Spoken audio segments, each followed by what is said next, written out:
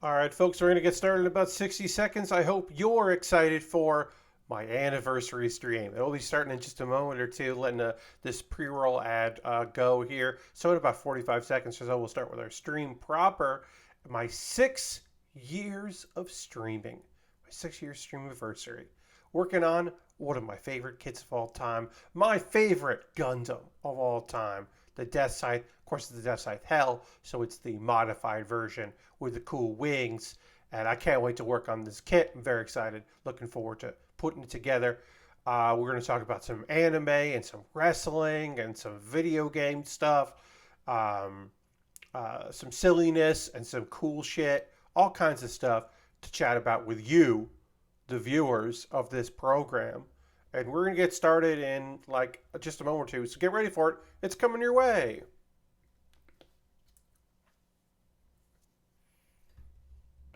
Hello and welcome to the Build with Bear Workshop, a 6 year production. I'm Pat Bear. I build model kits and Lego sets and hang out with all of you. I'm throwing the Bear Cave, the Lego, the site, the Tier 2 Blue emote in the chat. If you are currently a subscriber, you can reply with those emotes. If you're not yet a subscriber, you can say hi or use other people's emotes. If you feel like lurking, go ahead and lurk. Lurk Crashington, getting right to the point, hitting the dance button because we should dance and celebrate. Bobby Rice Roller is here. Over Crashing, of course, is here. And Ghost Valve is here. And it's the 6 year. Thank you for using your channel points so that I can do this. Play a little music, a little funky music. And get into it because I've been streaming for 6 whole ass years. I started on a Thursday in the afternoon. A Thursday afternoon stream where I had people came and watched it. People that were, at work tuned in. I had a nice crew of folks joining me for the first one. Very little promotion on my end. I think I tweeted about it a couple times in the lead up to it. And I had done like a test stream to make sure that it worked and like figured out my audio. But yeah, did it on location at my work, at our offices. Which I did for the first several streams because in the very beginning of this, I was worried about my internet, and turned out it actually improved and then definitely decreased in coolness. And for a while there, I couldn't stream during my regular streaming hours. I had to do it very late at night or during the day because during the evening window when I wanted to stream, there were just too many people using the internet in my neighborhood because a new building had finally opened and suddenly they were using the same lines. It sucked. Those same like breakout parts of the cable from the cable company. So eventually I got better internet, got Fios, and did that. I started an hour and a half. That was it. I quickly went to 2 hours because there was demand for it and I was interested in that. Started doing once a week, then I did it twice a week, and then 3 times a week. I did twice a week, and then every other week I would do my bonus stream. And then it became 3 times a week with a model kit building and a bonus stream every week, which is what I do now. No plans at the moment to change, although that certainly we could in the future. Been settled in for about 6 hours a week of model kit building and about an hour and a half to 2 hours a week of video games or talking about anime or whatever. Had a bunch of different things come in on a Tuesday, or then Wednesday, now Tuesday. For a while there, my Monday streams were when I got home from work or before work because I couldn't stream on a Monday night. And then I lost my job and it became very easy to stream on a Monday night. There have been some changes. I have streamed from 2 bedrooms in my previous apartment on location. I've streamed from Seattle and Boston and San Diego, Philadelphia on location for PAXs and San Diego Comic Con, and then also for Emerald City Comic Con. I don't remember if I streamed that weekend. I might have taken the whole weekend off, but I probably streamed from Emerald City because it was just Seattle. I think I did stream from Emerald City. But yeah, I've streamed New York. I've streamed in, obviously living there and then on vacation.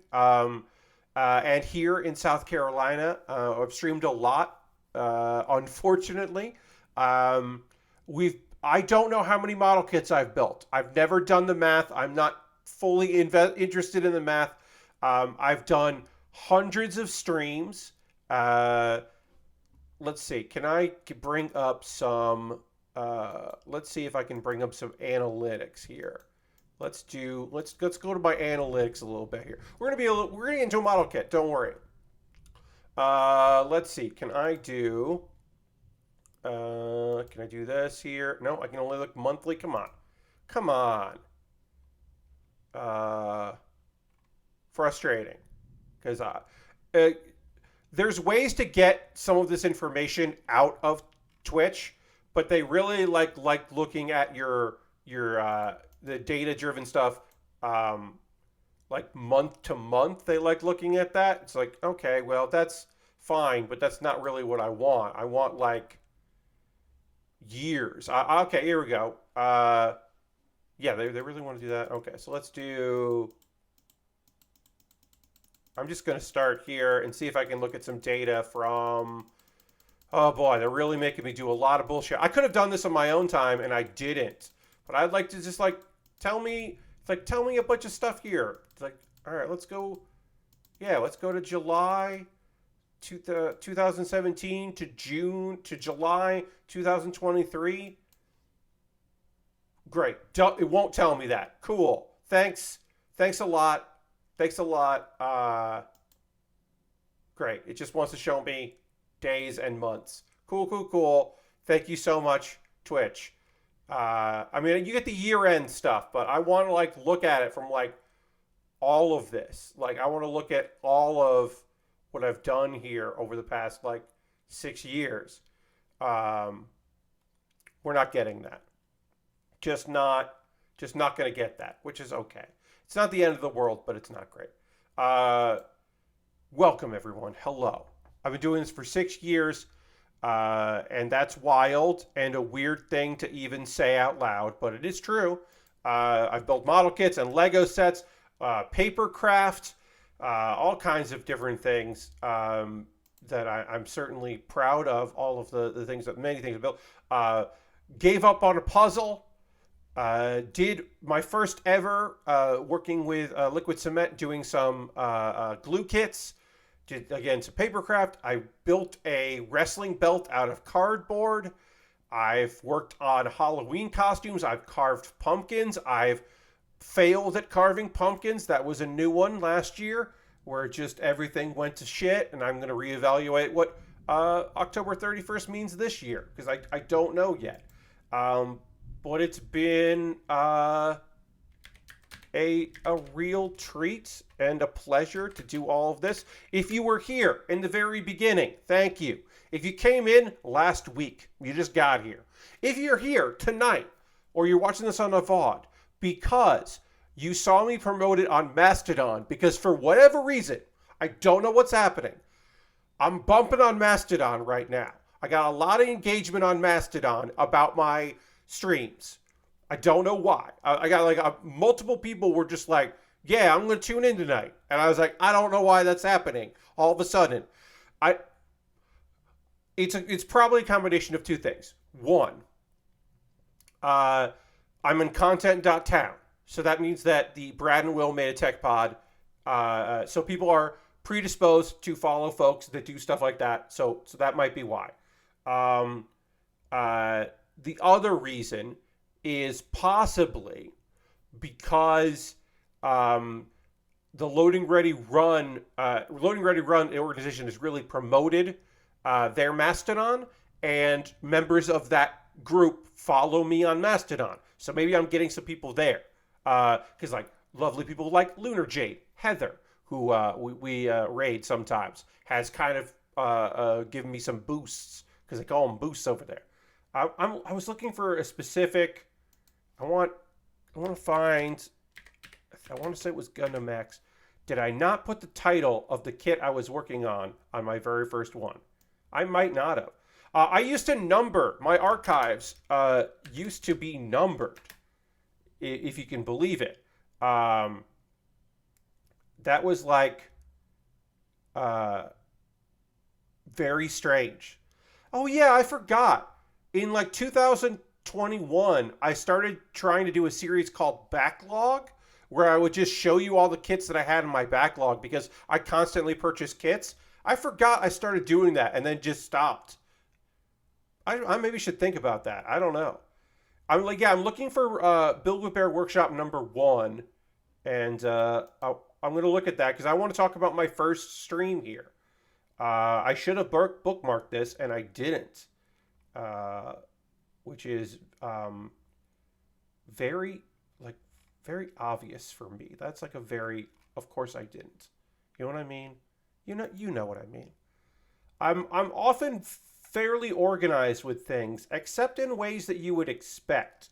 Because sometimes it'd be like, you'd be surprised how sometimes I'm just like not doing a thing that I really should. Okay, so that's okay. That's that. Show me the videos in it. Great. I'm now looking at a playlist with all of these, and I want to go to look at #1. Show me #1. That's not showing me that. All right. There we go. Okay. The Build with Bear Workshop, #1. I did not put the name of the kit in the title, which is why I couldn't search for the kit. It is the Gundam X, though. This is 7/20/17. Literally 6 years ago is when I started this. Let's see. What was my show description? This is the pilot episode of Build with Bear Workshop. Subscribe to my Twitch page. My guest was John Burchard. Follow him on Twitter. Listen to his podcast. That's right. You might not remember this. I had a guest for the very first episode of the Build with Bear Workshop. Why did I do that? Why did I think that was going to be a thing that I did every stream? Anyway, I'm going to retweet my tweet and let's get building on this kit while I kind of reminisce a little bit more. But like, what was I thinking with that? I literally thought that every week I would have a guest that I would do this stream weekly for an hour and a half and maybe 2 hours eventually. But I would do a stream weekly and I would book a guest because I was filming at the Upper Ed Citizens Brigade Theater offices. So it was very easy to get a guest. I just kind of just poked my head out to see who was there. And John was there. John would have been a guest probably multiple times. It could have been like a talk show with Gundams. Bobby, it totally could have. I had 2 lav mics, and I think that's why I thought I should do that, is because I had 2 lav mics, because originally I felt like I should be laved, and I had my guest laved, and then it went to a soundboard, because my setup was, I brought in my laptop. I used the laptop webcam for me, and then I had an overhead webcam on a tripod. And then I had a mixing board, little mixing board that only had so many inputs, and then it outputted, and then I adapted the output so that I could plug it in because it did USB, but I didn't want to run it USB because I was running my mouse and the webcam on USB, and I was worried about that. So so I ended up doing that 1/4 inch in was how so I had to mix on the board and then send the output for the audio input, which is silly. It was silly of me. It was a silly choice on my end. But I did that, and yeah, John was my guest, and my plan was to have guests like most weeks, and I realized quickly though that talking about what I was doing was interesting to the audience because at the very beginning, my audience was not model kit builders. It's grown. I've had people in here who know way more about model kits than I do.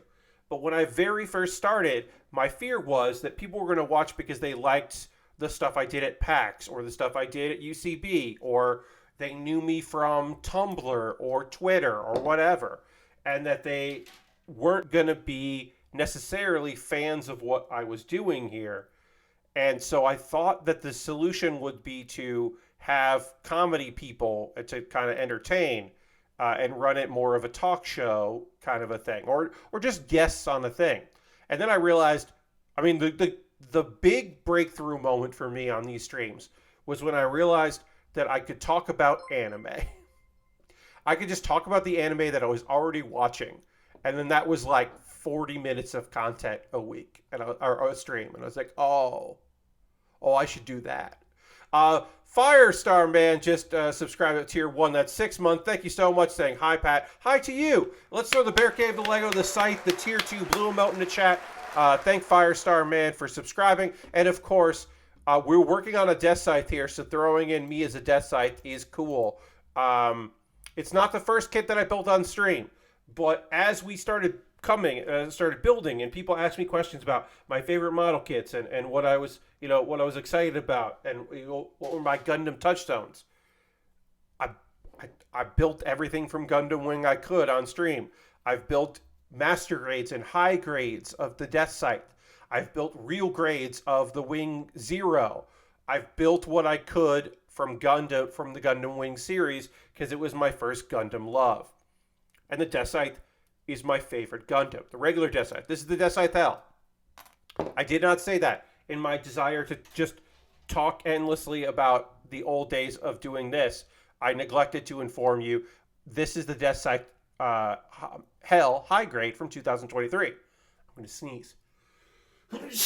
Pardon me, unprofessional. It is a 2003 kit. There are parts here from 2019, and you're like, what? Wait, what? What do you mean 2019? Yes, because 2019. Yes, there are parts from 2019 and parts from 2021 because they did not too long ago a new version of the high grade of the Deathscythe. And then they did the Live Lance Heaven. The Live Lance Heaven came out. And the Live Lance Heaven was for Gundam Breaker Battlelog. And it was just the Deathscythe Hell. But the colors were different and it had a different weapon. But other than the weapon and the colors, that was the Deathscythe Hell. Because it was the Live Lance instead of Deathscythe Heaven instead of Hell. And so people were like, well, they're going to make a new Deathscythe Hell high grade at some point. And then they just didn't for a very long time until now. And I know what some of you are thinking. You're thinking, Pat, it fucking sucks that this is a premium Bandai kit. That you had to pre-order this kit from premium Bandai. That you can't just go into a hobby shop and pick this up. And you're right. You're not wrong about that. It does suck that you can't just go and buy this. That you're going to get it, most likely, because you didn't end up pre-ordering it. You're going to buy it through Amazon or Buy or someplace, eBay, secondhand, the people, the third-party people that buy them through Premium Bandai and then jack up the price. You're going to pay more than I did to get this, and that is a shame. The Deathscythe Hell could easily be sold in stores. They should have done the math. This is a premium Bandai kit because it's very bare bones. The instruction booklet barely has any photos. It doesn't have any glossies of the kit that you're building. I don't even think it has the completed. Yes, it barely has the completed model in photo. It is bare bones, and that's unfortunate. I wish that this was available in stores and anyone could get it. I don't love that it's a premium Bandai kit. Was I going to get this kit? Of fucking course I was. Of course I was going to get it. I love the Deathscythe. For me, even if the Deathscythe Hell is not my favorite Deathscythe, even if some days it's like my fourth favorite Gundam from Gundam Wing, it's still fucking cool. It's just it's just that the wings are flaps, and that's weird. And the wings of the Deathscythe from Endless Waltz is just, they're better. They're cooler wings. They're just cooler wings than the Deathscythe Hell. But the Deathscythe Hell has a double Deathscythe. Well, am I not going to like a double? It's got two Deathscythes. It's got two scythe blades. Well, am I not going to like that? Come on. It's got cloaking technology, which is a silly thing.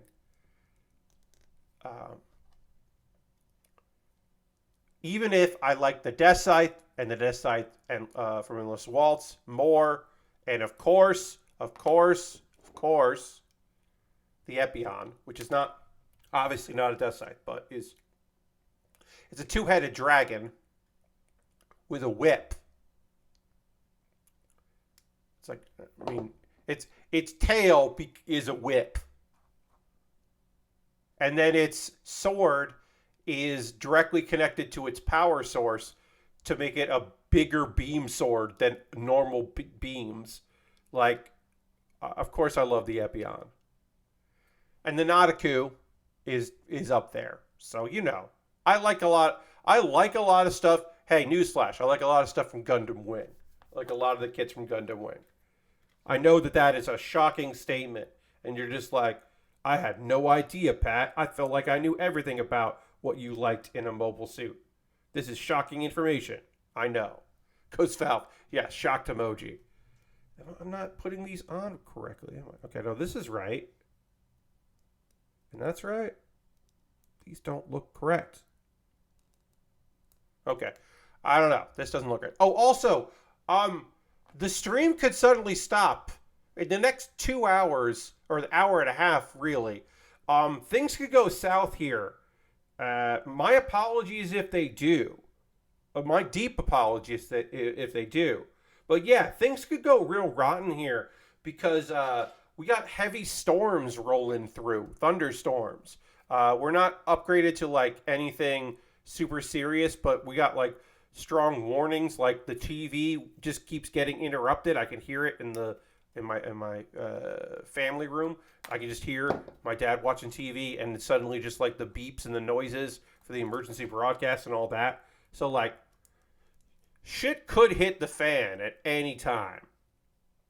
Obviously, I don't want that, but I'm just letting you know that things could get wonky here, and the power could go out. The internet could go out on its own, but it is more likely that the whole goddamn power will go out, and then I'll have to wait for the internet to come back up as the routers do their thing. All right, so why are you being awkward? You're being awkward and weird. Why are you like that? You need to go here. I can just hear thunder. Like, I can hear it through my headphones, like out there, and I don't like that. Lord Crash says, I got a severe thunder going on right now. Thunderstorm going on with lots of lightning and thunder outside that I can see and hear. Yeah, I can't see lightning right now, but I can hear the thunder. Okay, so this piece just doesn't want to go. Oh, there we go. There we go. I was saying, this piece didn't want to go on, and now it did. I mean, I feel like I could probably do this blindfolded. This next part, I don't think I could do blindfolded because it does require stickers. That's right. This kit's got a bunch of stickers. And you're like, Pat, it's a premium kit. Why does a premium kit have stickers? And the answer is because it wouldn't get made otherwise.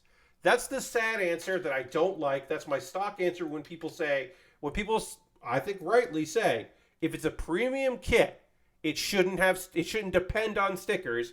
It should just like have the plastic you need. And I don't disagree. But often these kits would not exist otherwise because they are modified kits, and this is what we're getting with them. So while I don't think that that's reasonable, it is the answer, unfortunately. I guess there's storms everywhere. Yeah, I mean, the nice thing is that it wasn't as hot as it's been around here. The heat index was low because the storms were rolling through, which was nice. I did mow the lawn today. I did that because I needed to get that done before we got some thunderstorms in. And it's only going to get hotter. So I did get that work done.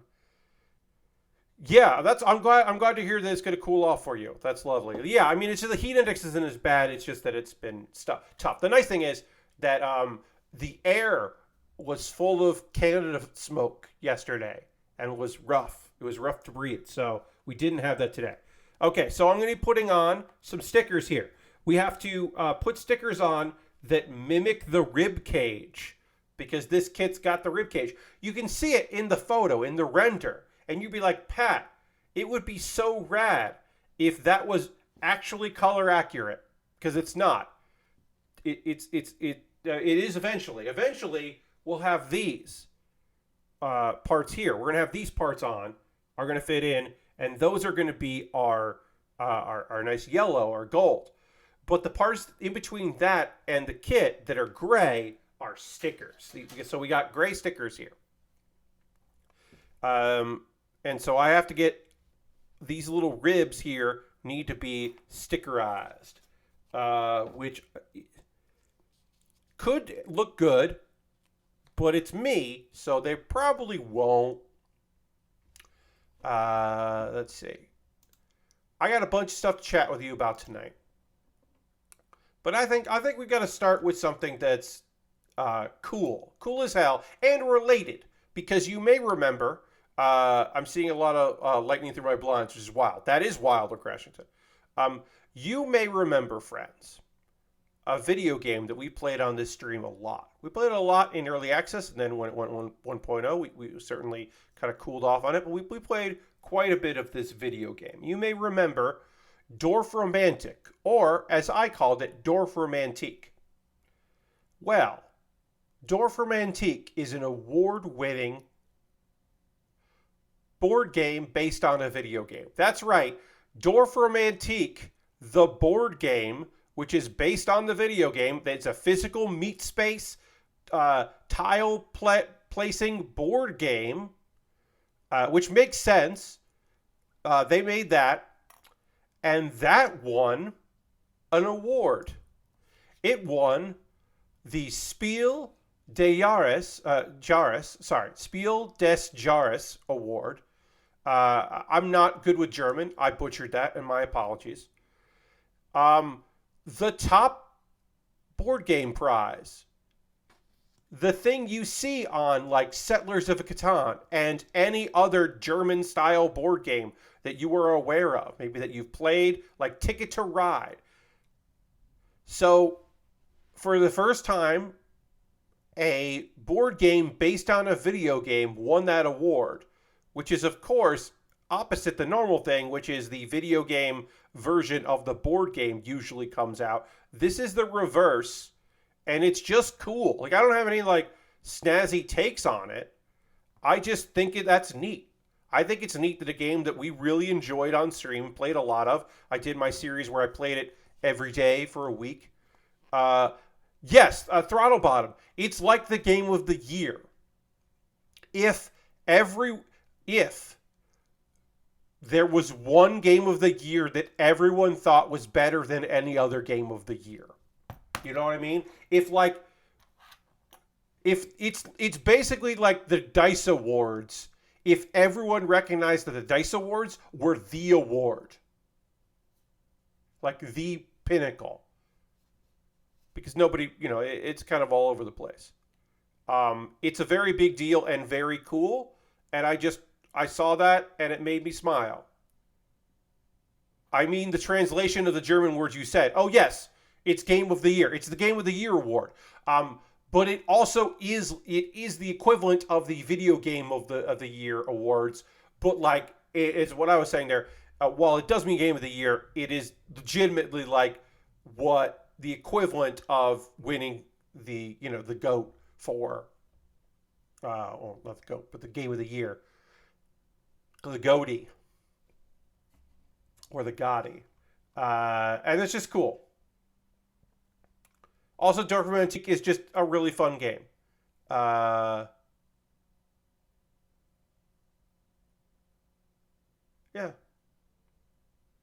It is currently out of stock at Amazon.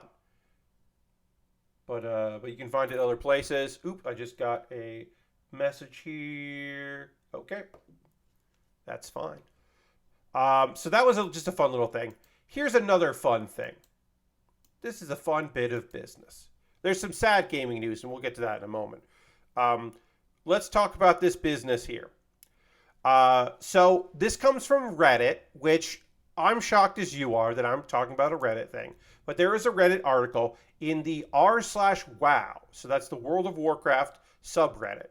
And this was like a nice little thing that someone posted something and it got a little bit of buzz, and that's always nice. So we'll talk about it. I'm going to sneeze again. Damn it. My apologies. And now I'm not. It was started by Kafer Kirgrin, who says, "I'm so excited they finally introduced Glorbo." And it's so nice. This is just like people leaving comments about how excited they are. Um, as you know, since they started hinting in Hearthstone, uh, it was obvious they would introduce Glorbo to World of Warcraft sooner or later. Uh, and it's just like, yes, people are so psyched that Glorbo is in there. And of course, when I look at the first line of this post on Reddit, which says, honestly, this new feature makes me so happy. I just really want some major bot operated news websites to publish an article about this. Uh, and there is an article published by zleague.gg. And the very first time, let's see. And if we go to look at the article there, yeah. World of Warcraft players are thrilled about the introduction of Glorbo and eagerly await its impact on the game. The highly anticipated new feature has sparked a wave of positive sentiments among players. And of course, it links to the Reddit, which has that line. And then, of course, you scroll down here. Glorbo's impact on the game. World of Warcraft players are eagerly anticipating Glorbo's introduction and potential impact will have on the game. Reddit user, Kafer, expresses their excitement, stating, honestly, this new feature makes me so happy. I just really want some major bot-operated news websites to publish an article about this. The sentiment is echoed by many other players in the comments who eagerly anticipate the changes Glorbo will bring to the game. However, not all players have the same level of enthusiasm. Reddit user Tensam expresses concern about Glorbo being overpowered and accuses Blizzard of being inconsiderate towards non-Glorbo players. The sentiment is countered by players like Wooms, who appreciate Glorbo's backstory, the impact it had on the game's lore. One aspect of Glorbo's introduction was it sparked differing opinions about players about the mandatory item, Click-Clark. And it goes on. So yeah, you get it. Reddit, someone on the Reddit forums posted a thing literally to tease about the idea that a bot would pick it up because these bot-focused AI-driven articles are all over the place in many different forms, and this one just happens to be based on this here. To the fact that they, in the quote, mentioned the bot, and you're like, because these websites also, not all of them, but the bigger websites that do this bullshit state that, well, you know, we're using AI to help us, but of course it's looked over by a human. And I'm not saying that zleague.gg, their website, the portal, gaming content powered by zleague, that the portal, I'm not saying that the portal uses a bot and that Lucy Reed, the author of this article, didn't write this. But I am saying that Lucy Reed wrote 2, 4, 6, 8, over 100 articles today. So you can imagine that Lucy is very busy and maybe didn't notice the fact that it was mentioned that bots would pick this up. Lucy's getting paid. Yes, Bobby. Yeah, I literally kept scrolling earlier today to try to figure out how many articles from just today that Lucy wrote. And it's like a lot of fucking articles. Lucy also started writing on July 16th. Just getting into the business. And then zleague.gg is apparently an app, the gaming super app. LFG, stats, newsfeed, and more make gaming friends. So it's an aggregate designed to get your attention of stuff you Google so that you will then maybe get the app. It is just an aggregate to maybe get a couple dollars from ads, but most likely it is just to promote their, I'm sure, fucking fantastic app for finding groups and news that they aggregate. I just thought that was funny and also very fucking telling. Uh, if you're not already, the joke being, even if Lucy were a human, she still sadly would be getting paid. Yes, yes, Bobby. Even if Lucy was a real person, she would not get much money for the 45 pages of articles that she wrote. I'm almost done with all of the fucking stickers that I have to do on this chest because this chest has 7 stickers. And now some news that is not surprising, but maybe a little surprising for the timing. In the long run, we all knew that the Great Gundam experiment would end. That our days were numbered, and that someday soon we would no longer be able to play Gundam Evolution. Because like all games that tries to get into a market it maybe doesn't quite understand, and that maybe there's only room for a couple of them and you have to be really good, and various other reasons I'll get into in a moment, we all knew that the end was coming. The end is coming this year. The end is soon. The end is nigh. The end is nigh. November 29th, this year, they're ending Gundam Evolution. There's still like content. There are still Gundams. There's still mobile suits coming to the fucking game because they couldn't stop that, apparently. They're still going to put out some content and they're going to stop letting you buy bullshit and all that. But yeah, it's fucking done. That game is donezo. Now, what was it? Was it not leveraging their latest IP, which was the hottest shit? That's possible. It's possible. They could have led in with, like, I don't know, events that had anything to do with Witch from Mercury as Witch from Mercury was happening. They could have done that. You know what might have actually helped them? If the game wasn't region locked and had crossplay, that might have helped them out a bit. Why was that game fucking region locked? Why? Why was that region locked? Why wasn't it crossplay? Like, I can understand from a financial and from a technical step why these things didn't happen. But just like, even if I understand why that didn't have the things that it needed to succeed, it still didn't have the things it needed to succeed. And that's foolish. It was always a baffling thing. And, you know, I played it on PC where it was probably the healthiest. But still, yes, poorly marketed. I mean, so the thing is, right, the belief was that the people that like these kind of games will get into it. And, I mean, they also didn't know when Overwatch 2 was going to come out. Not that Overwatch 2 lit the world on fire, because people don't seem to be interested in that video game all that much either. But it just dried up. People have fucking Apex, and they like Apex. Now, the people that did play it seem to enjoy it. The fact they added C-list Gundams like they had on before the Ariel. Yeah. I mean, the idea that, like, you don't put in modern Gundams. Like, I'm not saying you had to have that Calibarn, like, right at the beginning or whatever. But yeah, you should probably have the Ariel Gundam. Obviously, it gave some amount of people, a new appreciation for the gun tank. And we love that.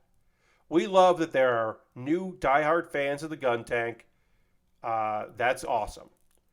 And it was pretty fun. I'll play it again. I never played it on stream, because that is a game that I just play with my multiplayer crew, who, by the way, I guess they're still into Overwatch 2, even though they're not happy. That's what we're playing.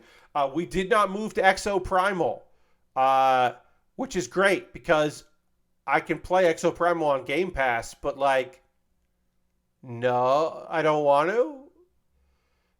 We thought we might move to that, but we're sticking with Overwatch 2, which means I'm not playing because I'm not interested in playing Overwatch. We're going to do more Gundam Evolution while we can.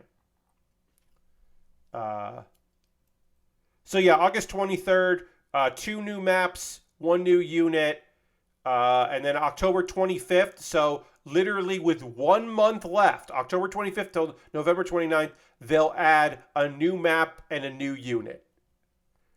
Exoprimal is very Overwatch.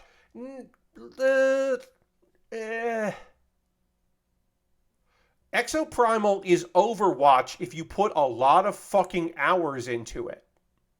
If you put a ton of hours into Exoprimal so you can unlock the stuff that makes your character unique and gives you some options, then Exoprimal is kind of like Overwatch.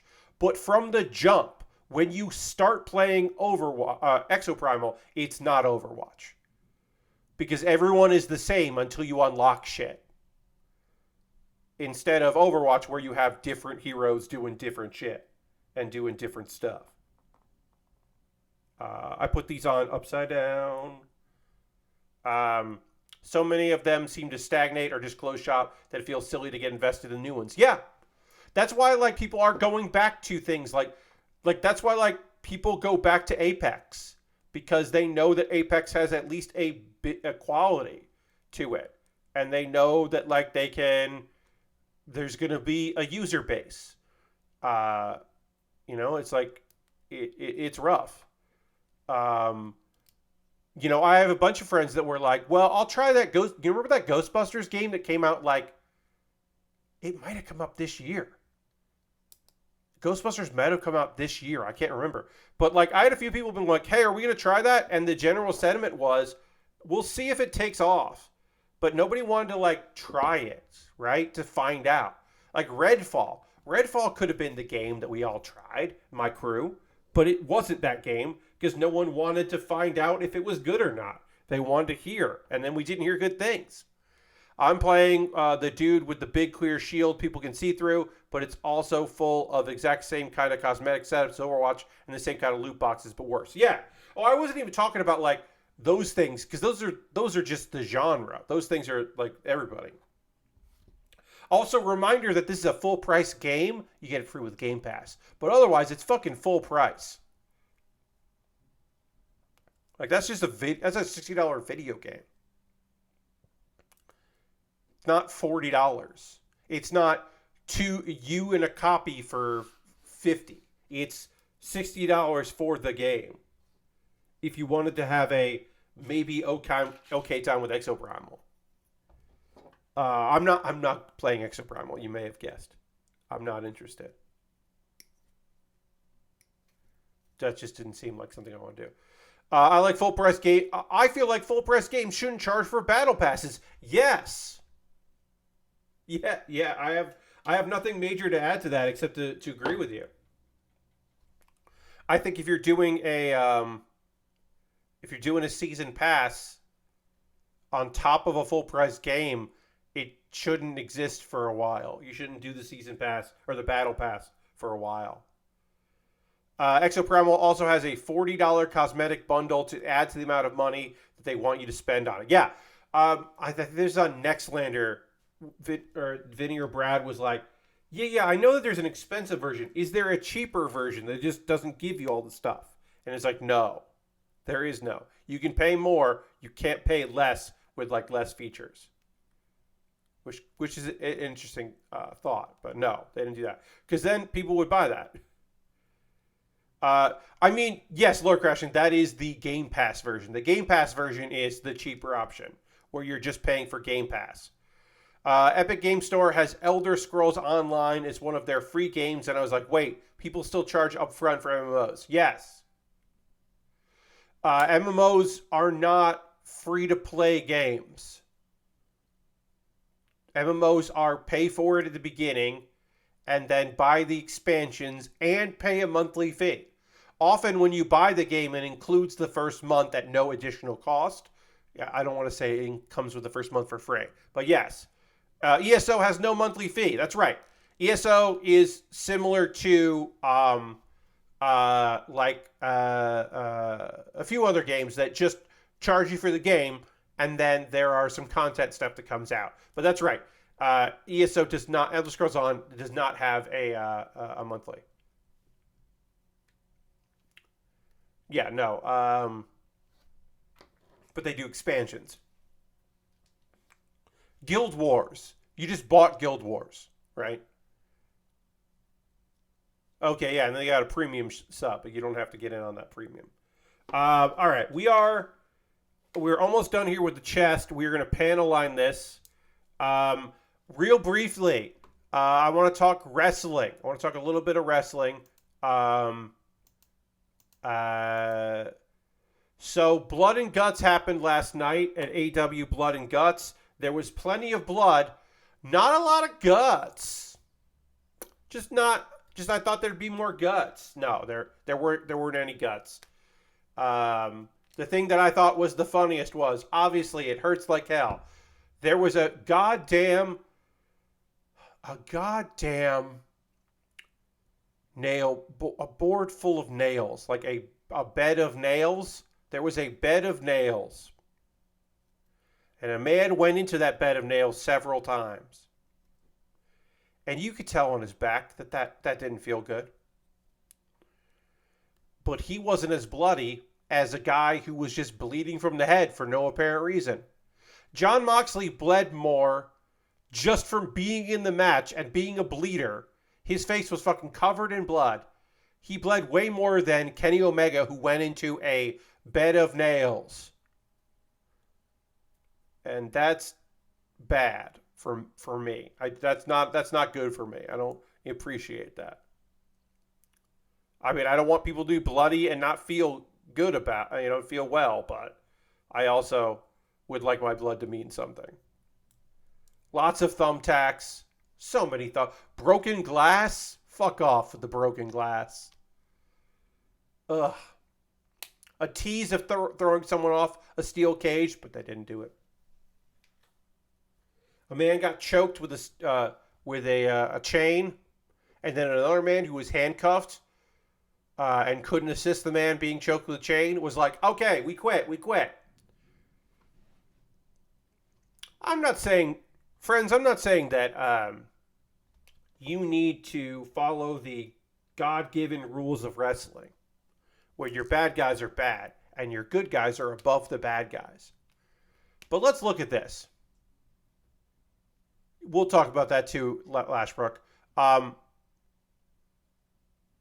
Firestorm Man. Yeah, there's a lot of ESO. It's a lot of video game. So the ending sequence there, it's a 5-on-5 match inside of a cage. Pac, the bastard, quit. He got sick of doing it. He's a heel, helping the heels, and he's like, I don't want to do this anymore. And then, as the tide turned, another heel, Takeshita, also left. So in the end, it was a 5-on-3 match. And the ending sequence where one man was being choked with a chain and the other man who had been handcuffed was like, we quit, we surrender, stop doing this. Those were the heels. The good guys, who had a 5-3 advantage, won by making a guy almost pass out and then another guy have to save him, have to be the bigger man and go, we surrender, to protect his young charge. That feels weird. And it's the feel-good end of the match. And then after it, the guy who, it's a miracle he's wrestling after his traumatic injuries and his disillusionment with the business, a man in his debut match for AEW took a bump onto a bunch of tacks because he didn't feel like he did enough damage to himself in the match. Kenny Omega is giving this heartfelt, thank you to the fans, and hey, we respect you, BCC, and maybe you're going to turn face now. I don't know. We'll see. And then fucking bumps. Like a dumbass. Like a wonderful dumbass. Kota Ibushi is one of the dumbest wrestlers in the world. And also one of the greatest wrestlers in the world. But he is...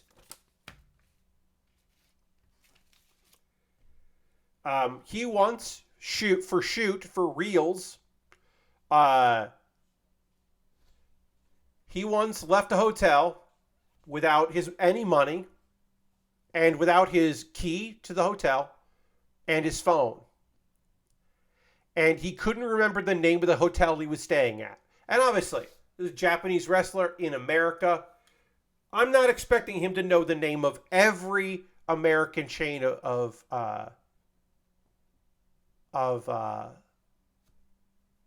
to know every, hotel chain. I'm not expecting that from this man. I am expecting him to not fuck up like that so bad. It's unbelievable. He's just a wonderful idiot. And an excellent wrestler. Don't get me wrong. Oh, one of the fucking best. Didn't really get a chance to showcase it there, but fucking great.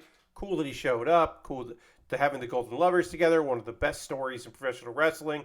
The just platonic love between two men who just love wrestling, who overcame a language barrier and distance from Canada and Japan, just being so into wrestling and the idea of eventually coming together to wrestle each other, and then to wrestle together, and then to break apart, and then come back together. And it's a beautiful love story. And the fact that now they're together in AEW. But he is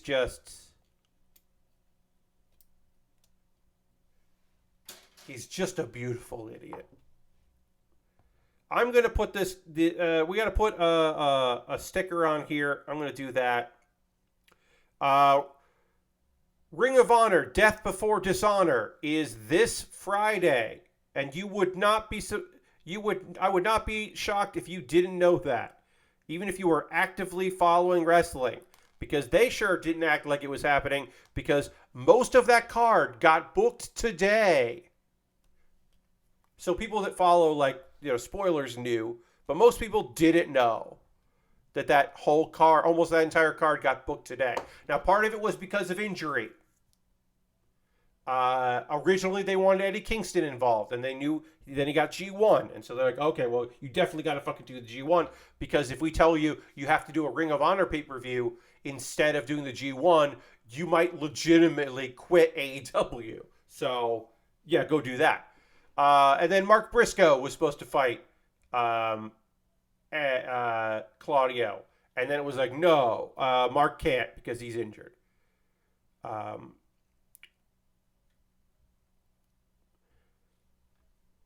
There's the card. Somehow the card is 12 matches, 4 of which are in 0 hour, like Josh Woods versus Tracy Williams. I love Hot Sauce. Hot Sauce rules. AR Fox and Shane Taylor. That's a good thing. Leela Hirsch and Trisha Dora. Hell yeah. Good to get more women on the card, even if it's the pre-show. Action Andretti and Darius Martin versus the Workhorsemen. Yeah, all right. That'll be a good match. Doesn't really mean anything. Samoa Joe versus Dalton Castle. Could be fucking dope as hell. No build to that. Could be dope as hell. The thing that should be the main event is Athena versus Willow Nightingale. Because Willow beat Athena in the Owen Hart tournament. Is Athena's first loss. It would be incredible if the two of them wrestled each other in the main event. Because I feel like that has way more heat than... Well, Pac and Claudio didn't see eye to eye on Wednesday. So now they're fighting for the title on Friday. And it's like that... I understand that those are maybe bigger names on a global scale, but that has nothing. That is like 2 days of not liking each other versus fucking history. So I think Willow Athena should headline. I don't think it will headline, but I think it should headline. But the funniest match on this card, and I'm not getting this pay-per-view, but I will watch it later after the fact. The funniest match on this card is the Trios title, which I sometimes forget they have, but they have the Trios title. The Ring of Honor Trios title. That match is going to be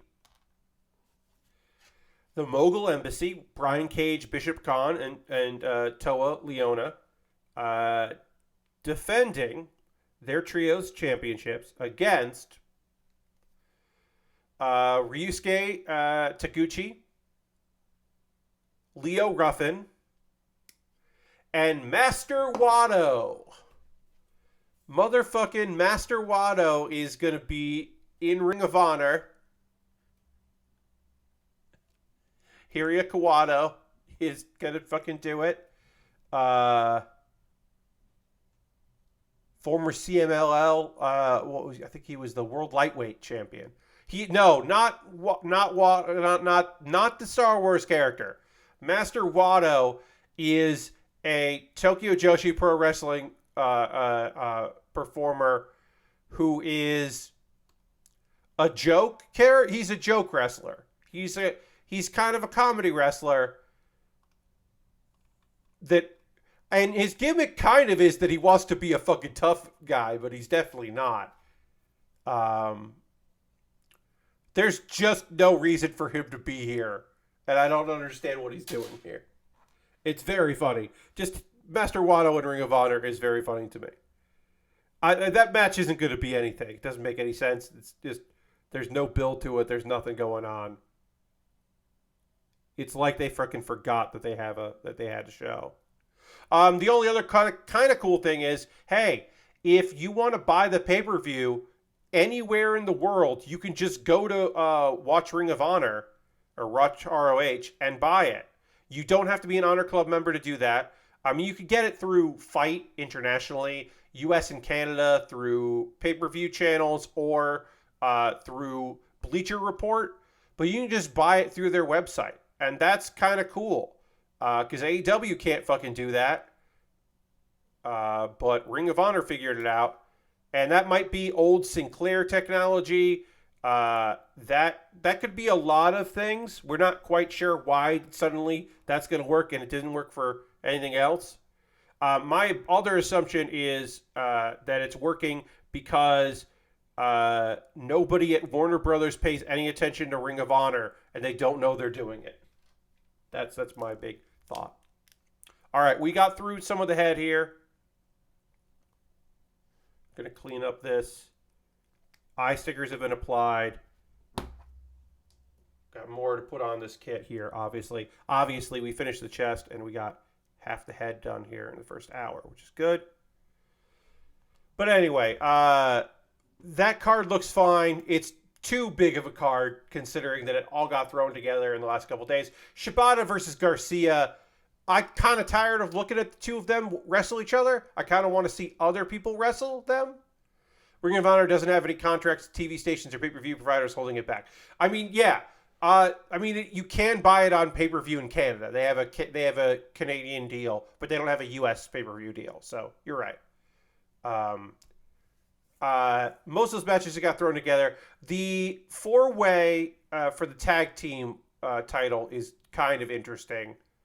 Lucha Brothers, Taven and Bennett, the Kingdom, Best Friends, and Aussie Open. I think it's Aussie Open because Mark Davis, big booty Mark Davis is back. I feel like they're going to win it. I feel like they're going to win those belts and defend them in New Japan Strong and all that. I feel like that's probably what's going to happen. That's who I would expect to win. Will be Aussie Open. And the Righteous, Vincent Dutch and Stu Grayson versus Dark Order in a Fight Without Honor match. I gotta at least mention the Fight Without Honor because it's a stupid name for a hardcore match. You know, this is Ring of Honor and this match is without honor. It's like, all right, okay. Sure. So I've got some anime to talk to you about. But we do need to take a pause for the cause. And I need to talk to you about ways you can support what I do here. So let's do that now. First and foremost, if you're currently a subscriber, you can throw the Bear Cave, the Lego, the Scythe, the Tier 2 blue emote in the chat. That would be cool. I would really appreciate the show. Being a subscriber is the easiest way to support what I do here through cash money. Becoming a subscriber or using a Prime Gaming token. Your Firestar Man did renew, which was very nice. Would love to see that. Being a subscriber, again, easiest way to support what I do here. Prime Gaming token, you have Amazon Prime link to your Twitch. You can use that. Do it if you want. You get that token. If you don't want to give me the token, give it to somebody else. That would be rad. Um, you could also gift a sub if you wanted to do that. Bobby Dice Roller gifted 15 subs this month, which is wild. Shot Point gifted 3 subs. Risk Fan gifted 2. If you want to join the gift sub leaderboard, you can gift a sub to somebody in the community if you're already a subscriber or you don't have plans to be one yourself. And also, Harold cheered 100 bits, so you could join the bit board there if you wanted to cheer a little bit. Not to break from my normal stuff, because I will promote everything. I wouldn't be here without subscribers. Obviously, viewers. If no one watched ever, I would have stopped doing this. But I would never have continued and grown. I wouldn't be doing as many hours a week of it if it had not been for subscribers getting on board to support what I do here. So thank you very much to everyone that's ever been a subscriber. If you're on here on a gifted sub, thank you. Maybe convert it. Thank the person that gifted to you. If you are, if you've been here for 1 month or you've been here, for 70, because we're a couple months away from my 6-year affiliate anniversary. Thank you very much. I'm trying not to get too choked up about it, but I've talked about this before, and I'll say it here again. Having some normalcy, having an outlet for my creativity, having time for the week where I can talk about the anime that I want to talk about, and the wrestling I want to talk about, and the video games I want to talk about, and build model kits that I want to build, try stuff I never would have tried otherwise, like stickers, painting, doing glue kits, all that stuff. Series that I'd never heard of, that I was like, well, this is an old weird kit. I want to build this kit. Like, I want to try that out. Like, I would not have done those things if people had not been so lovely about supporting. So thank you very much to everybody that's watching on my 6-year anniversary. You'll find links in the show description later on YouTube if you want to find out some of the stuff. I'm just going to do the hits here because we'll get back to building. I also need to take a pill because my medication right now, I take it at 10 p.m. So I got to do that pretty soon. And you can take your meds if you haven't. Let's see. I got a Patreon. That's another reason I'm able to continue to do this, is because early on, people were like, I was like, hey, I'm starting a Patreon as a Twitch alternative if you want me to keep doing these streams. And then enough people over enough period of time have said, yes, I would like you to keep doing these streams. I'm going to join your Patreon and support you at the 1, 3, 5, and then later I added the $10 tier, which is very kind of everybody. My $10 tier has not voted at all this month because I've just had, I think they voted once. I'll have kits for you to vote on soon, that tier. But yeah, it's been incredible, everyone's support. I put up some videos on YouTube you should check out. I put out shorts this week. I'm not promising that I'll do these all the time, but I did like making shorts. It was fun, and I made 4 this week to promote this stream. But I think I will do that. I'm going to look at converting clips from Twitch into shorts and put those up more frequently. But doing originals was fun as well. And my YouTube channel, you can become a member there if you want to do that. One-time donations, everything I make through, direct donations, YouTube, which includes AdSense, so watching my videos helps me. Patreon and Twitch all goes into a fund. I take money out of that fund. I buy model kits. This kit, the Deathscythe, I would not have been able to buy this when it went up for pre-order without your generosity. I just wouldn't have. Because the money that I make from my other jobs would have to go into model kits. And I wouldn't be able to buy as much cool stuff. But I can because of you, which is very kind. Now, we're building this because I finished all the stuff that I had to build from the backlog of people that have bought stuff from me. And I have other stuff to build in the future. But if you would like for me to say, no, Pat, don't build that Lego. Don't build that knockoff Lego of the 86 from Initial D. Don't build Suletta, the Suletta Figurize kit. Don't build any of that. Instead, you got to build what I bought. Well, you can go to my Amazon wish list and buy something there. It'll jump the queue. I'll make a dedicated video for my YouTube channel about the thing you bought. And yeah, the least I could do is build it before anything else. I've got Lego sets. I've got inexpensive model kits. I've got expensive model kits. I recently, as of today, I added the Zadra from Gundam Age. The Zadra kind of is like the Farsia, what you can see over there. It's similar in name, and it's got the thing where the tail is also a weapon. So we got the Farsia there. Um, the the Zadra is kind of like Ava colors, but also kind of like Samus colors. It's a cool looking mobile suit. Sorry, my voice cracked there. But I put that up on my wish list because I've never built that, and that would be neat. But I got a bunch of stuff on there. Inexpensive things, very expensive things. The Methus from Zeta Gundam, which is a transport vehicle that becomes a mobile suit and has a stupid head on it. It's just a stupid looking kit. Inexpensive stuff, expensive stuff. Gear at the bottom because it's always nice to have some gear options. If there's something there you'd like to see me build, you can buy it. It'll come in the mail. You can leave a note. I have a throne wish list. That's my alternative to having Amazon because it's nice to have alternatives. And you could always go to USA Gundam store, buy a gift card code, send me a whisper here on Twitch, or because I changed the setting, a DM on Twitter because anyone could DM me on Twitter. You can send me a note there if you buy something from USA or buy a gift card to USA Gundam store. Send me a code in a message. I will buy something with that gift card code. I just did it for I think only the second time ever that a gift card has been purchased, but I did. Thank you, Dustin, for that. We just finished the Zor. It's right over here, right there. There it is. I have a Discord. I post build photos at the end of every stream. People post stuff they're working on. My Discord is nice. It is a chill, nice place. You're welcome to join it, especially if you want to talk about model kits or gaming news or see the light promotion from other people. Check it out.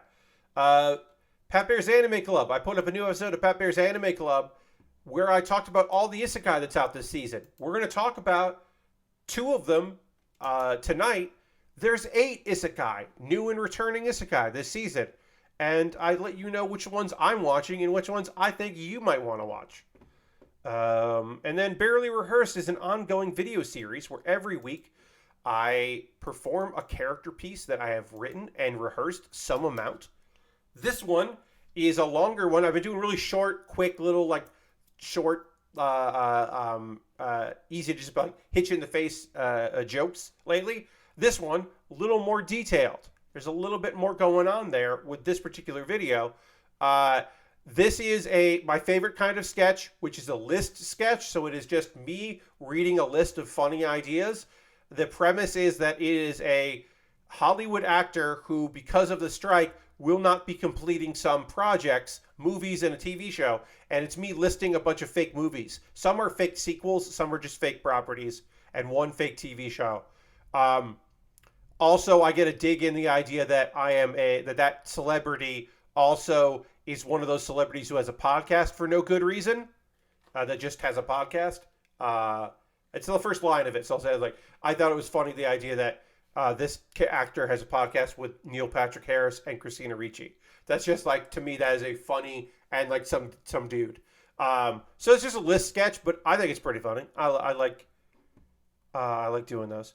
So that's everything I had to promote. We're going to talk about some anime. But first, I'm going to drink some water, dramatically transition back to the overhead camera, and then also I'm going to take a med. And I recommend that if you gotta, you should also do your meds.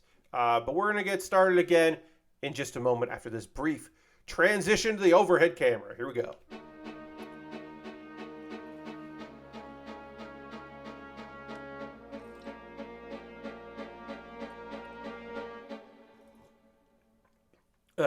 It's a big pill and I don't like it.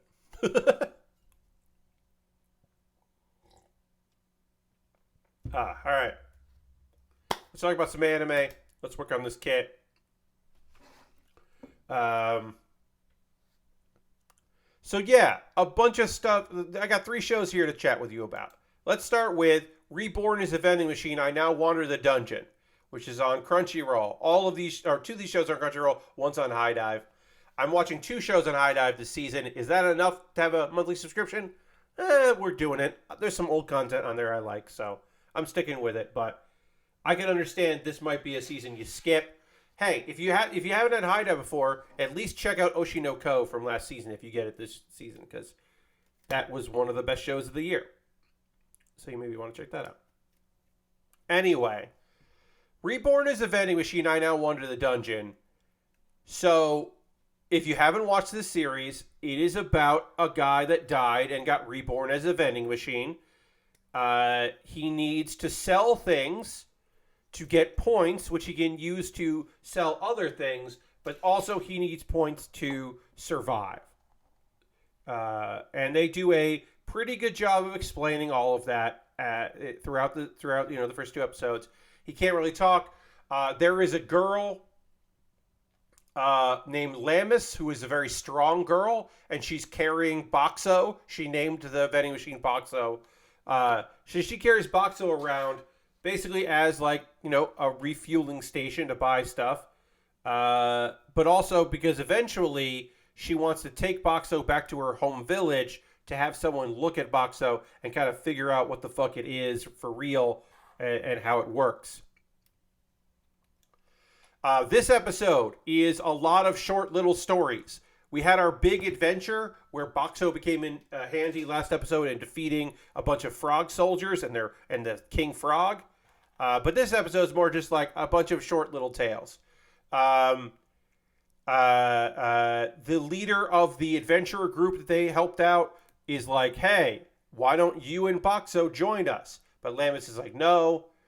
From the merchant group is like, hey, so we're running into a problem. This thing that gives food in exchange for money has all our silver coins, and no one else. We're running out of silver coins because this thing hoards silver coins.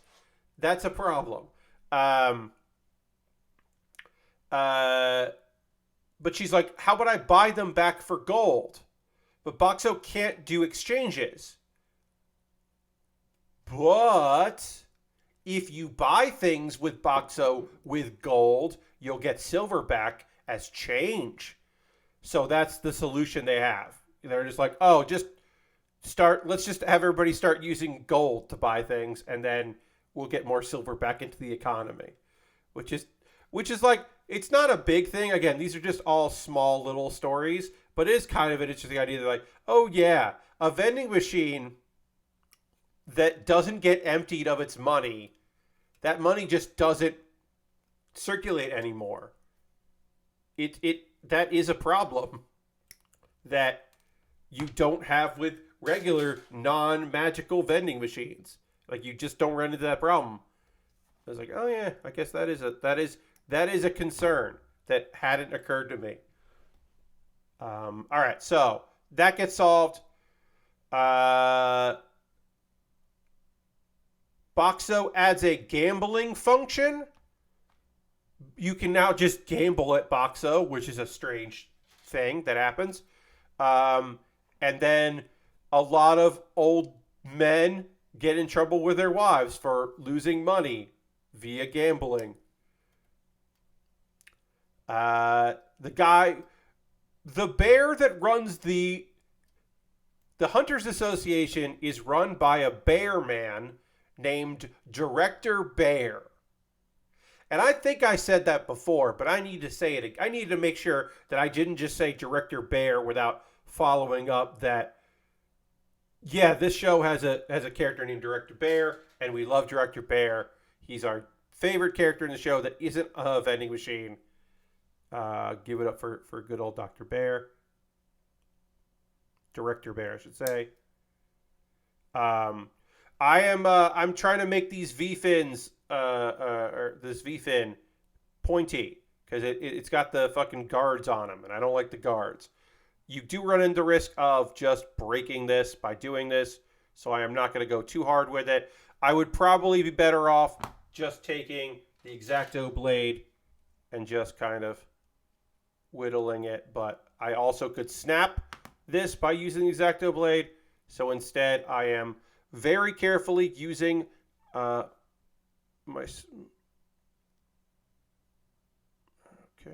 snippers here.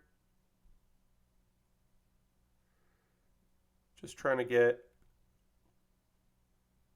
there. They're not going to be as pointy as they could be, but it will still look good. And then I'm going to panel line this before I put it on. So anyway, Director Bear is like, hey, Boxo, you got a bunch of stuff in there that would be great to have.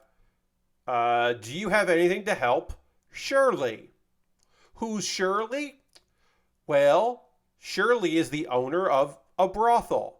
And they're having some disease problems. And so apparently the solution to the problem, they were like, well, we don't know what to do. Let's talk to Boxo.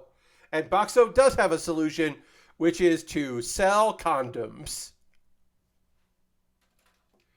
I feel like this did not need to be included in the anime. That this adaptation of the light novel, obviously there's a manga adaptation as well, didn't probably need the scene. There's no real reason to go like, hey, we definitely need to have the scene where he sells condoms to a brothel. But they did include that. That is in the anime. That's in there, my friends. So that's a good solution. Shiori is a rich girl, and she starts vandalizing Boxo. And you're like, what's up, girl? What are you fucking doing here? What's going on? Turns out that our girl is just trying to get attention. She just misses her dad. Her dad's missing, and he's absent, and she just misses like having a father around. And you're like, yeah, all right. Stop attacking Boxo, but okay. I got some tiny little pieces I'm working on here as I talk to you about this episode. Boxo starts selling soap at the public baths, which makes sense. And there are some criminals. And so Director Bear asked Boxo to use his camouflage skill, because Boxo can camouflage himself, to catch the criminals in the act. So Boxo is now a vigilante, I guess, or deputized. I don't know. I don't love that. But anyway, when he's camouflaged, Boxo overhears the rich girl trying to buy Boxo from Lamus. And Lamus is like, no, I'm not giving up Boxo. And then Boxo is very happy to hear that, because overwhelmed with emotion that his favorite customer, who saved him when he was just at a lake, he discovered at a lake, and just having the shit beat out of him, and possibly going to get destroyed by some frog folks. And she came along and saved the day, and now she's not willing to give him up. And Bucks is real happy about that. Again, this was a very silly episode. Do I like the show? Of course I do. It's very dumb. The main fucking character of this thing is a guy named Boxo. It's a vending machine named Boxo. It's a series about a semi-sentient vending machine. I love it. It's very cute and fun. Doesn't make any sense. It's a good time. If you're going to try an isekai this season, this would be the isekai to try. I mean, Sweet Reincarnation might be the one to try. This one's good too. Let's talk about the other isekai of the three here that I will be talking to you about. The Great Cleric, which is a weird show because it is very slow and very patient. The premise is a dude died and then got reincarnated, and he can do whatever he wants, and he wants to be a healer. But he's like, I would die if I went out into that world by myself.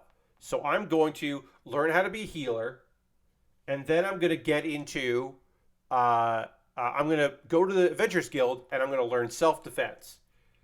And then the deal they have is, hey, if you heal people, you can stay here for free, and we'll feed you, and then, whatever. And then the idea is that he wants some training. He has to go out into the world, because a thing he has to do is, to be part of the Healers Guild, he has to pay of course, with the Healers Guild, because they're wrapped up in religion, it's not about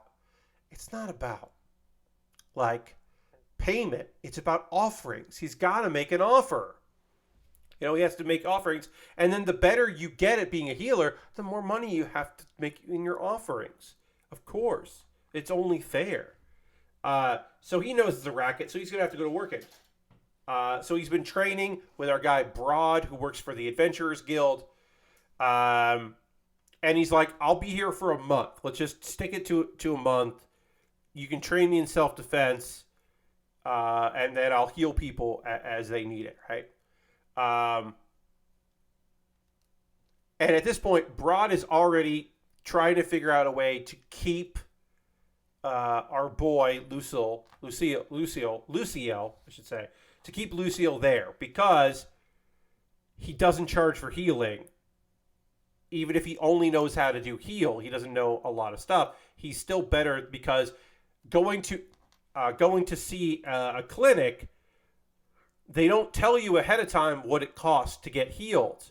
They tell you after the fact, and a lot of people have gone into debt or gone to forced slavery because they have not been able to pay their medical bills. So young adventurers who don't have a lot of money just don't get healed, and then they get infections and they get diseases, and they're also more likely to die working out there. So our boy Broad already knows, all right, well, this guy's going to do a good job. And then besides that, as we have evidence in a moment, there's a woman, there's a beast man that shows up, or beast woman shows up, that he heals because he doesn't have a judgment. Because some clerics are humans that don't like beast people. They're just not interested in helping out any beastmen. And our boy doesn't have that problem. He doesn't have that kind of insensitivity. So things are looking up. We get introduced to another beast person who's the head chef. He's named Golgar.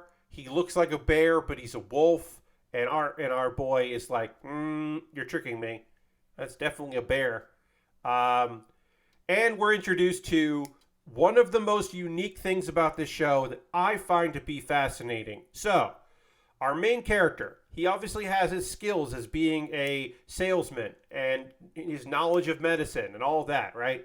He has all that. He also knows about games, and he knows how to min-max stats and do all that stuff, right? But he's not overpowered. He's not an overpowered main character. He doesn't have like greater heal. Like doesn't have the best heal that anyone's ever seen or any of that shit, right? He doesn't have that. But what he does have is Substance X, a mysterious beverage made by the Great Sage that allows people to their growth rate to increase. So it's not a cheat. It's a cheat in that if you drink it, you can work harder and you can develop your muscles and your skills and all that faster. So it is a cheat in that way, but it tastes terrible and it smells bad and looks awful. And so no one really drinks it because it's not appetizing. But our guy starts drinking it. So it's a cheat that has consequences or downsides. And how many isekai have we seen that does that? I mean, like, there are isekai where the character doesn't have any skills, like God, what show is that? It'll come to me later. But there are shows where the main character on purpose doesn't have any abilities from the get-go. And the character Subaru from the anime, whose name escapes me, is an example of that. He eventually does get some abilities, but in the beginning, he doesn't have anything. And that's kind of the fun of it, is that this dude is just trying his best. ReZero. It's called ReZero. Sorry, my apologies. Could not remember that it was ReZero. Subaru from ReZero just doesn't have anything. He's just a dude. And so in this case, our guy does have knowledge and all that, but he doesn't really have like an advantage other than the fact that he's a hard worker. He is and the other thing is that like, he still remembers being a salesman. He still has that edge to him. but he's very practical, and he's also a glutton for punishment, which is helpful in his training. He'll treat beast folk. He gets his ass kicked a lot. He's drinking lots and lots of Substance X. They're giving him more and more. And then a month passes, and he's like, okay, well, thank you all so much for this. I'm going to leave. I've got stuff that I got to go do. I got to go find a place to work. And then Broad gives him a business deal. He's like, hey, the deaths of adventurers has dramatically decreased since you came here. You haven't been paid to do any of that healing. I'm going to give you this bonus for a year so you can stay here and keep training. And it's enough to pay his yearly healing dues. And he's like, this deal feels weird. And it is a weird deal because Broad is like, yeah, I want to teach you survival training because you're definitely not strong enough to survive on your own. But also, we can't lose you. You're the first healer that's in this guild. So it's kind of to keep him around. And he accepts it. He goes and pays his yearly dues. He doesn't level up. And he comes back in. And he gets his adventure card renewed so that he can keep trading. And then it ends with Aristophan says, I can only pop in real quick, but I hope you're having a good anniversary. Thanks, Aristophan. It's been a fun Thursday night. I'm glad you were able to pop in. Thank you very much. Thank you for your continued support, Aristophan. I appreciate it. You're in chat a lot, and you don't always have to be here. And so I'm glad you were able to pop in. But yeah, this has been a good time. Broad bought him a spell tome so he can learn other spells, because he only knows heal. He doesn't know like cure or anything else. So maybe he can learn some other healing spells and increase his abilities. And that's kind of the show. Great Cleric eventually, and I don't even know if we're going to get there because it is a slow-paced show. I don't know if we're going to get there by the end of this season. A lot of the manga that I read of this is just him working at the Adventure Guild, healing people, making some friends with some people. There's some shenanigans with the Healers Guild. So he's at the Adventurers Guild where they don't want to work with him, and he's protected there. And then he gets called up and he has to work a job. And there's this whole thing about like a labyrinth. And that's where I kind of stopped reading, and I should go back and try to pick up where I left off. But yeah, overall, it's just like, I don't know, it's a good story that I enjoy. And I've enjoyed the manga. It's not the best art in the world, but it's fine. One thing that's nice about this kit, I should say, is I'm not panel lining much because it's such a dark kit that it doesn't really need panel lines. Like, we'll do it here just to kind of shine it up a little bit, but this really doesn't need anything to look great. And obviously, there's going to be the cape wings over it. But this really doesn't need much marker to really stand out. A little bits here and there, but it doesn't really need it. Kit's going together really well. Obviously, the stickers on the chest didn't like. Why would I like those stickers? There's no way I would like them, and I don't. Let's see. Let's start working on the other arm while I tell you about. Oops. Let's see. Here we go. I need 2, 3, and 4. Okay. Helk. Helk continues to be a very stupid show. It is about... Okay, so... The Demon Lord has been defeated. A new Demon Lord must be crowned. The demons are running a tournament to crown a new Demon Lord. And the number one contender, to the shock of everyone and the dismay of some, is that the number one contender is Helk, a human, and the brother of the guy that defeated the Demon Lord, the last one. Now, he's a front runner, but people get behind him because he's like, I hate humans. I want to destroy humanity. At the end of the first episode, this is episode 2 here, we find out that the reason why he says he hates humanity is because he is a war criminal or a criminal of the state, and it is believed that he killed his brother, that he killed the guy that defeated the Demon Lord, and he's wanted. Now, that's probably bullshit.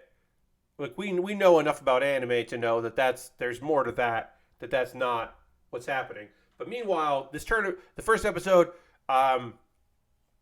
Vermilio, who is our hot-headed female lead of the series, she doesn't want Helk to win, and she's trying to sabotage him at every turn, and it hasn't worked out. It's just made the people like him more, and it's been fine because he is way stronger than everyone else. Bobby says, I just got back from an errand, but I was listening. That vending machine anime sounded amazing. Bobby, Reborn as a Vending Machine is really fun. It is very silly, but a good time. The characters are all enjoyable. The fact that it's an anime where the main character is a vending machine is very silly. It's an enjoyable watch. I would recommend it. At least give him the first episode a try. See if it's something that appeals to you. Because it is very silly. Helk is a series that I've never read, but I've heard very good things about, and I'm enjoying so far. So anyway, we got Vermilio, doesn't want this to happen. Has tried to stop him. Also, some demons got attacked by winged humans. Like winged knights. Which, are they angels? We don't know. And that's weird. So that's kind of happening in the background.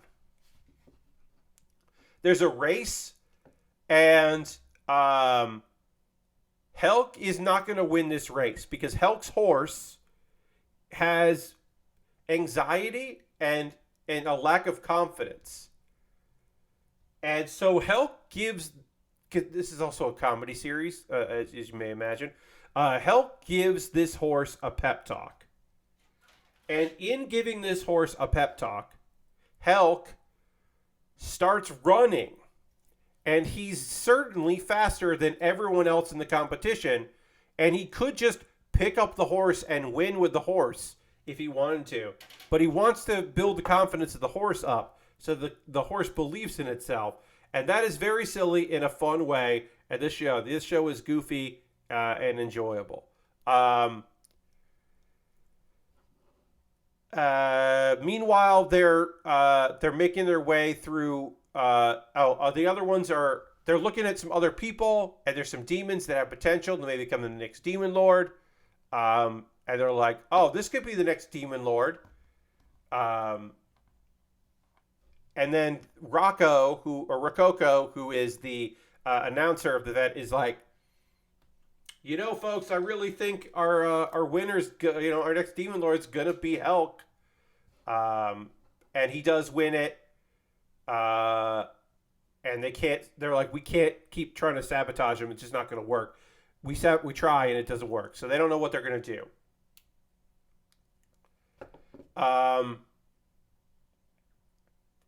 Helk wins the race. He's going on to the next round.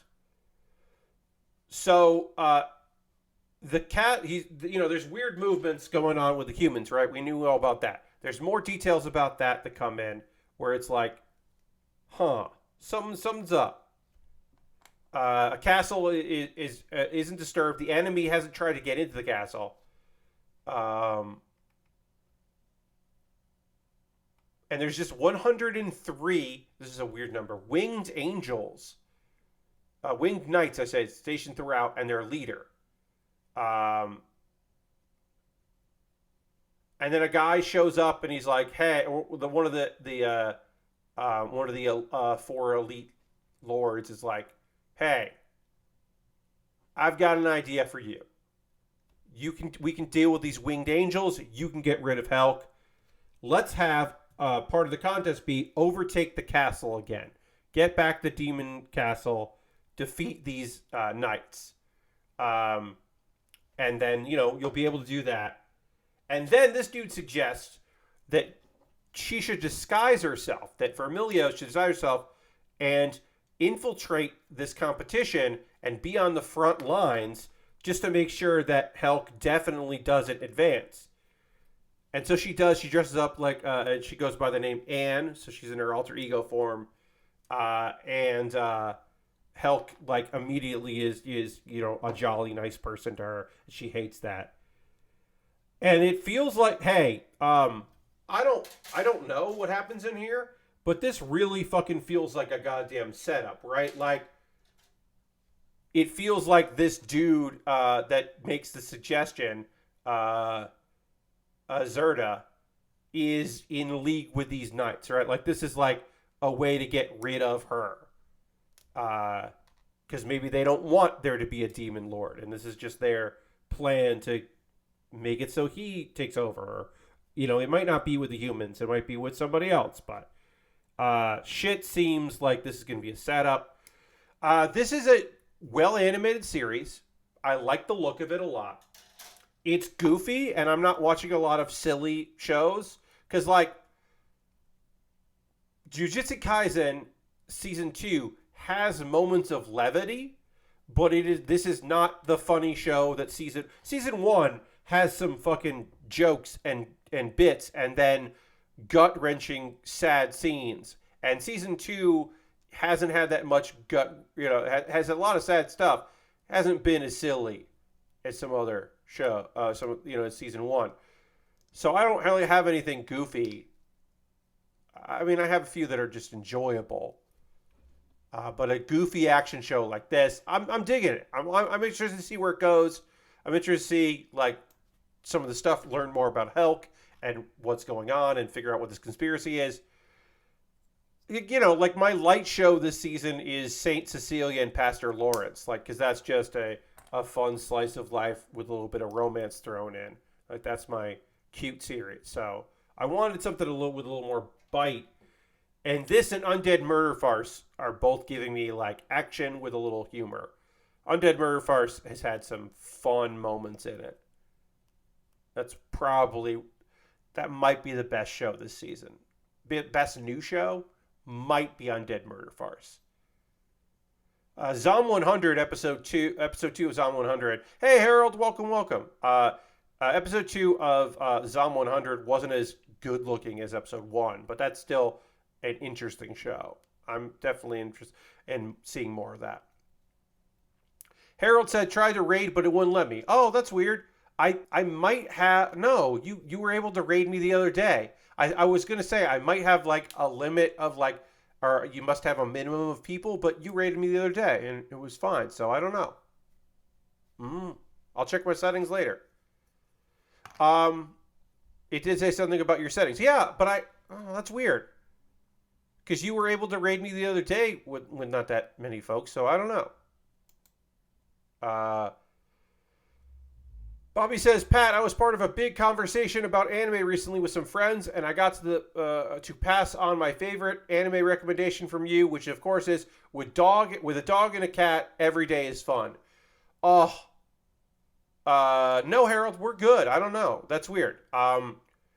Yes, with a dog and a cat, every day is fun is just such a good series. So I'm glad you were able to recommend it. That is a very fun short. We don't have enough shorts right now.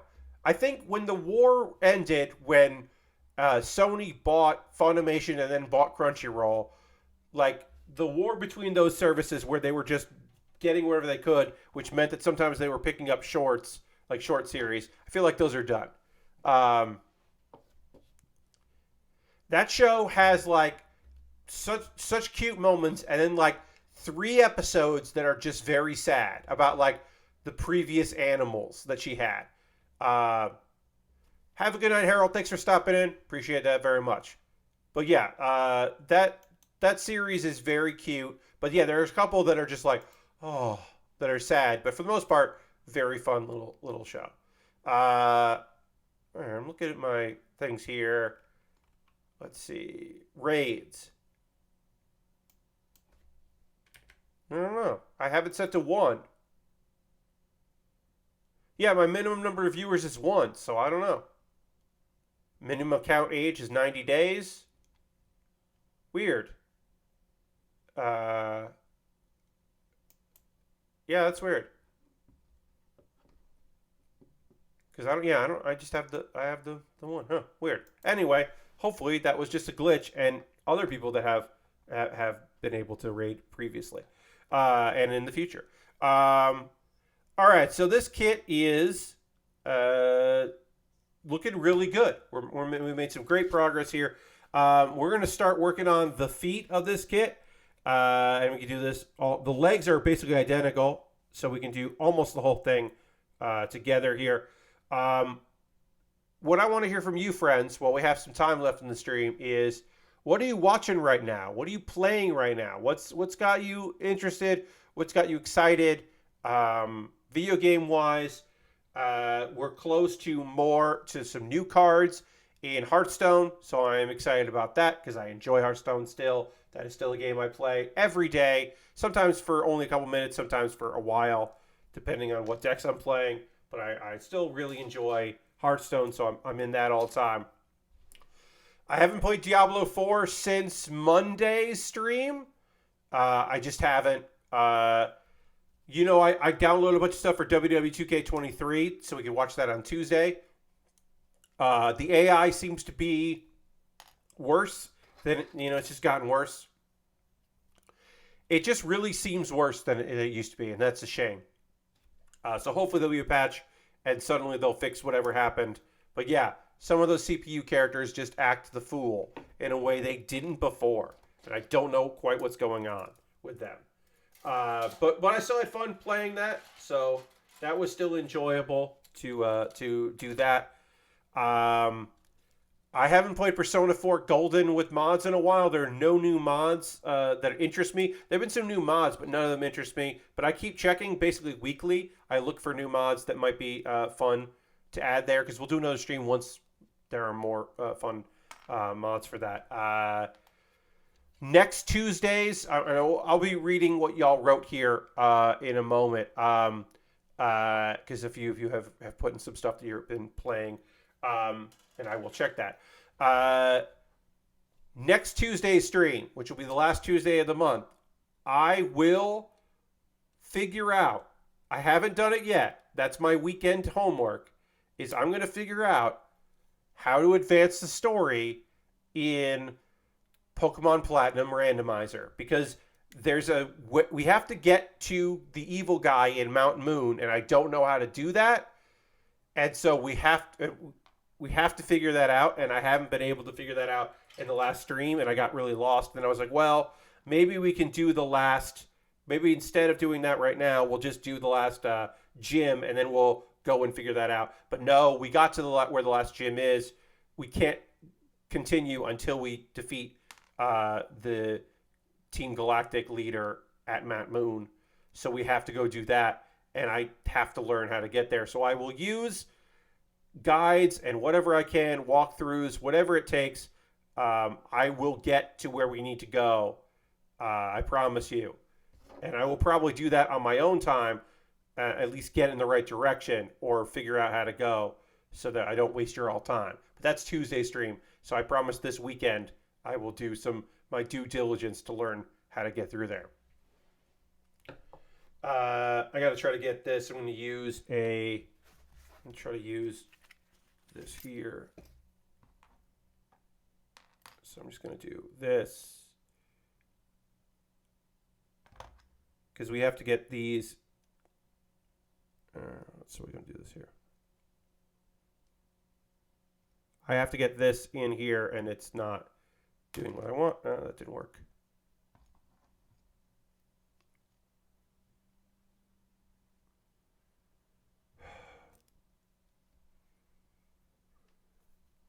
I need to get this polycap in here and to stay in there. Oh, I did. Okay, great. Great. Oh, nope. Wrong way. And then I have to turn it. And the thing is, I have to turn it, but also not have it fall out completely as I turn it. And then it does. All right. What do you got to say here? Ghost Valve got Murder by Numbers from Epic for free and started on it. It's a Picross puzzles, really ramp up quickly. Okay. Murder by Numbers. I have heard of that. I haven't played it. I should take a look at that. It's on Epic for free. Okay, I'll take a look. Bobby has been playing Dragon Quest IV and watching a lot of random retro gaming documentaries. Hell yeah. Danny O'Dwyer has been putting up a lot more stuff from the No Clip archive on YouTube. You should check out the No Clip archive because it is wild, and Danny's just been doing such a good job. Also, I already talked about it before, but it bears repeating that the documentary they did on Vampire Survivors was really fun and silly in the best way possible. So I recommend that if you didn't end up watching that documentary yet, you should check it out because it does involve a puppet, a vampire puppet to be specific, and that's fucking funny. Let's see. Speaking of Vampire Survivors, got 2 of the new Vampire Survivor clones on PlayStation that are neat. The Lord Crash had said in the Discord that there were 3 Vampire Survivor clones out, and you got 2 of them. One has your plant character turn into a seed to plant in your farm with its upgrades to use for future runs once it's grown. That is a neat idea. The other features steampunk robot golems that has a neat PS1 art style and weird pseudo-horror elements. Well, pseudo is pseudo. I do like pseudo-wudo, but I don't know if I like pseudo-horror. So you kind of lost me there. But that first one, that does seem neat. Lord Christian says, I can now sense when a game is a VC clone because of weird tiles most of them have. One is named Wispike Survivors, and the other one is Remedis Sentinels. Yep, those both sound like Vampire Survivor clones. Bobby says, I've just completely fallen down the retro gaming rabbit hole lately, especially digging up obscure 90s PC games. Hell yeah. That stuff is always fun, and the stories behind them are always interesting. The Karateka, or Karateka, no, it's Karateka, stuff, they've been promoting that a lot. Apparently, that sounds like it's going to be really fucking cool. The Digital Eclipse Gold series. Dirty has started on season 1 of D4 and watching a bunch of Warhammer 40 lore videos. I mean, there's a lot of lore to Warhammer, so you got probably a lot of videos to watch. And Lord Crashin says also started Viewfinder on PS5. And that is a rad first-person puzzle game with some cool twists. Yes. Jeff, if you're interested in checking out Viewfinder, I believe that No Clip will be looking at that tomorrow, but I know for sure that Jeff Gersman looked at it yesterday, and you can see that on Jeff's YouTube. Jeff played that and something. I can't remember what else. It was he also played a pinball game, like an alien kind of goth, creepy pinball game that looked cool. And then he also played a lot of Viewfinder, which is a neat idea. And I would definitely turn the voice down because the character who is not you, it's not your voice, that is watching you do stuff and talking to you was very annoying. And I imagine she was annoying on purpose, but I did not like Jessie, maybe? I don't know. Does Crab Champions, Fat Scout asks, does Crab Champions count as a Vampire Survivor clone? No. Because Crab Champions is it's a, you're in control of shooting. Vampire Survivors is a move around and things come out and you can do other effects. But Vampire Survivors and the ass games, the assisted shooting survival games, is you moving around a grid and then shit happens around you. And you can make yourself better about that. But Crab Champions is just like you're a crab in a horde game, a survival horde game, you know? So the Vampire Survivors types games are different from that. But that's a fair question. All right, we're going to do one more piece of these feet. We're not going to finish the legs. We'll finish the legs on Saturday and then start getting to other shenanigans. But we'll get this a little closer being done here as far as the legs. Look, We started this today, though there are some VS clones that allow controlling attacks as devs try to differentiate. Yes. So some allow you toggle. They are like, hey, if you want to, you can.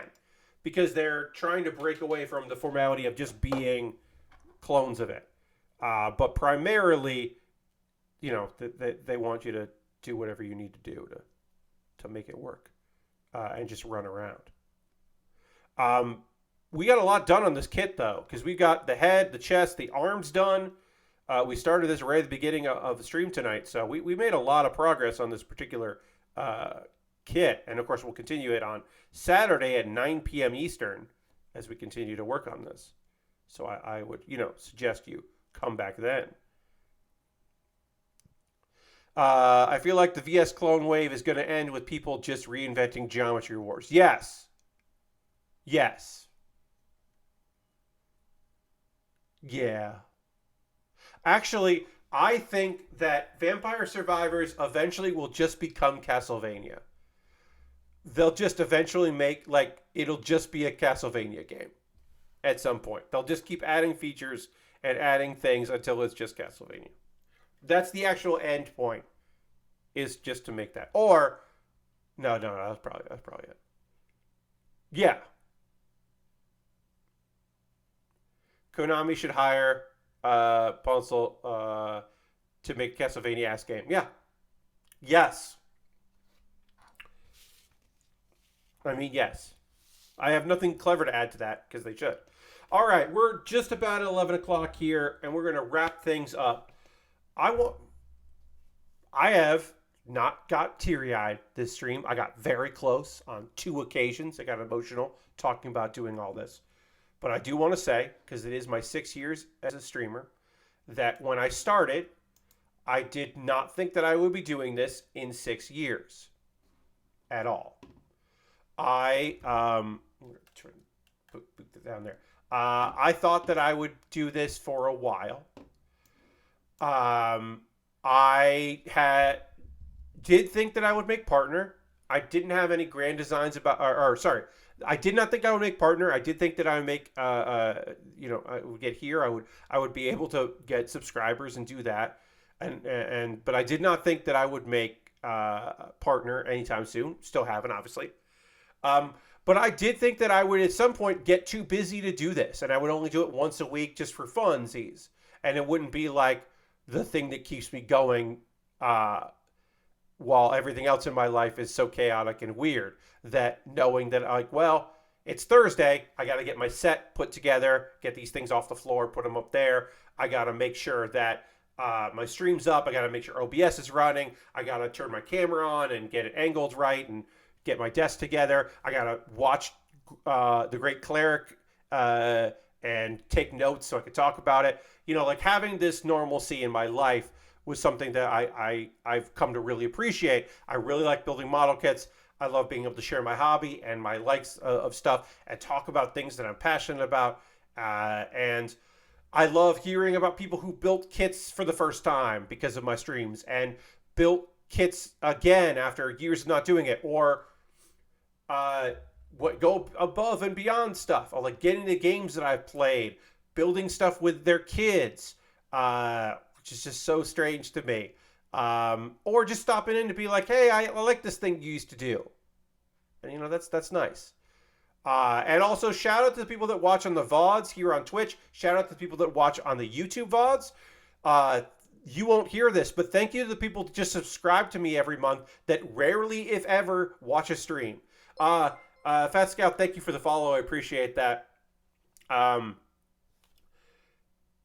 have been grateful to have people support that I do this kind of nonsense, and love that I've been able to build model kits and Lego sets on vacation and while traveling for work and in various locations throughout New York and Airbnbs all over the place.